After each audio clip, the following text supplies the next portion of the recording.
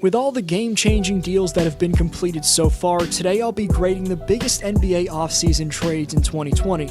The Warriors doing their best to mimic Clay's production by signing Oubre Jr., new Sixer GM Daryl Morey finding a home for an awful contract in Horford while getting a solid return, and the Suns acquiring an all-time great point guard are just some of the trades that have shocked us. Stay tuned to see which trade's most impactful to their team's chances. If you're already subscribed, welcome back to D-Flow Hoops. If you're new here and a basketball fan interested in NBA rankings, predictions, and stories, please subscribe and click the bell so you get notified every time I post a new video, which is at least twice a week.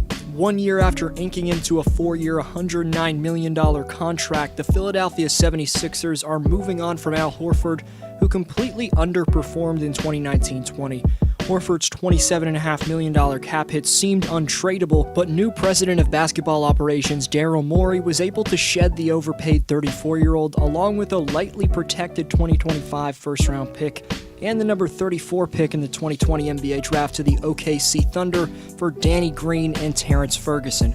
Philadelphia opens up $12 million of space with this deal for the 2021 season, and this deal marked the second time in a week that the three-time champion Danny Green was traded.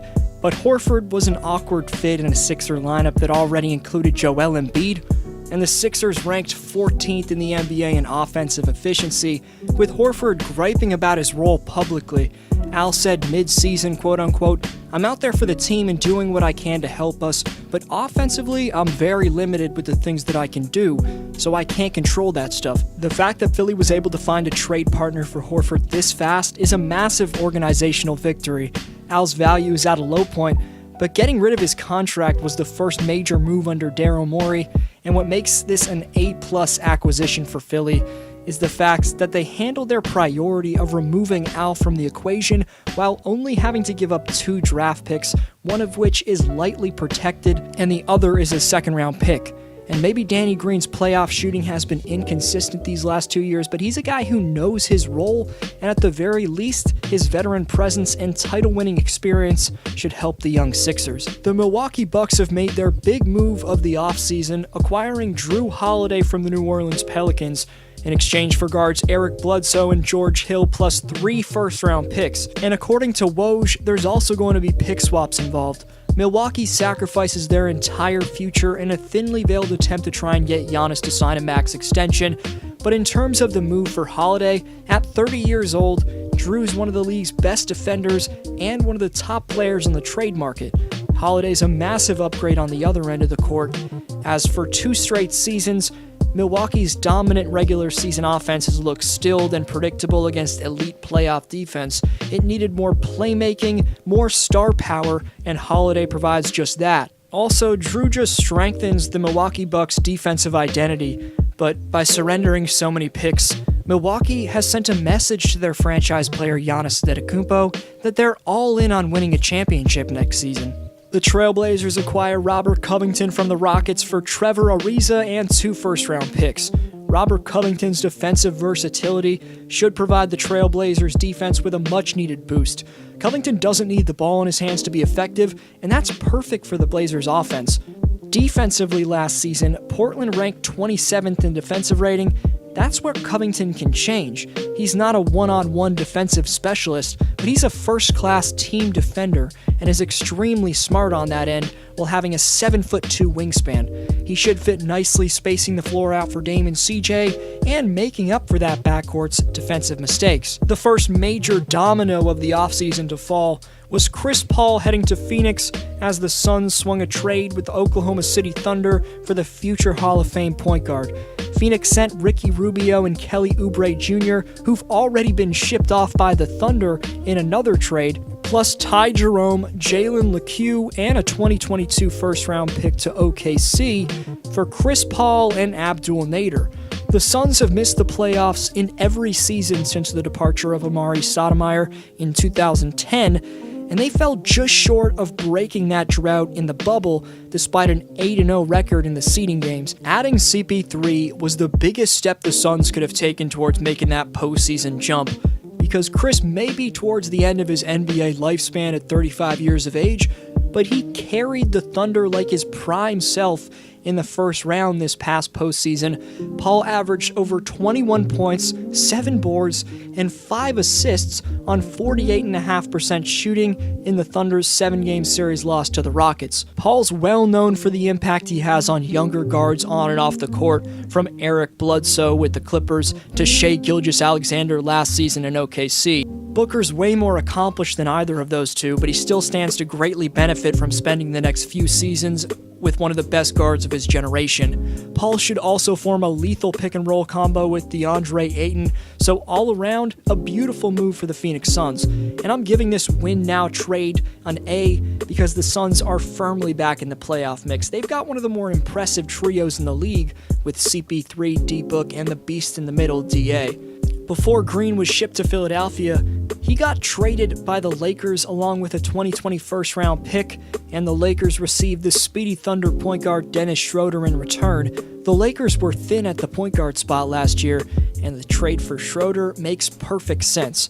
On a podcast with Chris Haynes, Anthony Davis called the Schroeder addition a great pickup and also said, quote-unquote, Dennis can easily win Sixth Man of the Year any given season. He played great alongside Chris Paul and Shai, and I think that he's tough. He shot the ball well this year, he can get in the paint, he can find guys, and he's very, very scrappy.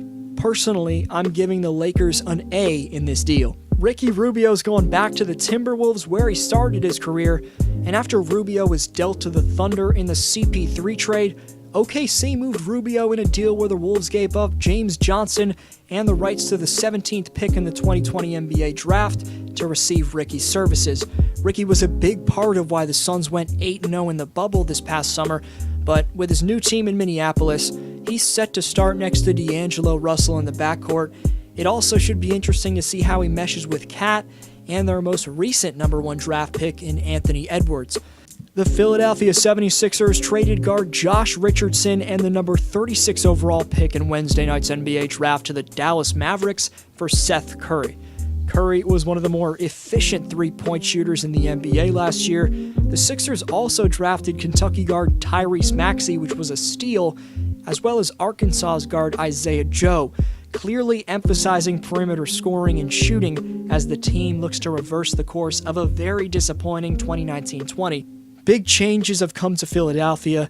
Daryl Morey surrounded Joel Embiid and Ben Simmons with a complimentary roster. Now it's on those two superstars to get it done.